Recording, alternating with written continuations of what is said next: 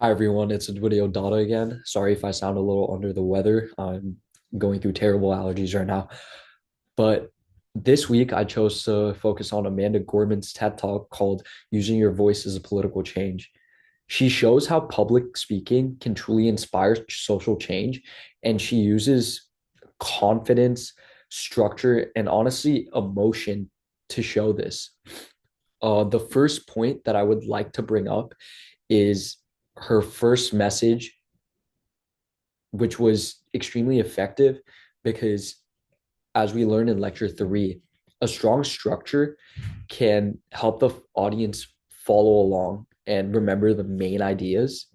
And she begins her speech with her personal story of having a speech impediment. And then as we move forward, she talks about how she overcame it. And this helps the audience understand in a chronological way her pathway to becoming a public speaker of sorts. And it makes it easier to understand. And it's chronologically just encapsulates her message. The second point that I would like to bring up is the quality of her supporting material.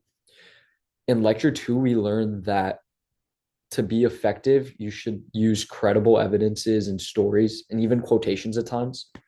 And she uses historical poetry and American ideals to show how world movements have just been shaped by justice.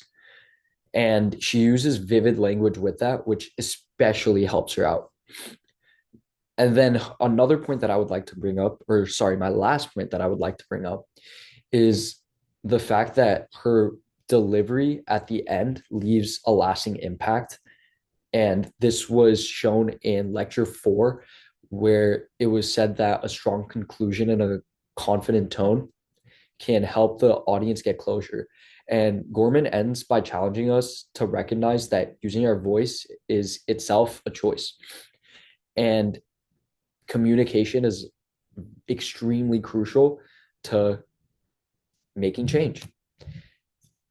Overall, I would say that she uses her structure and her credible support and even her delivery at the end to advocate for what she believes in.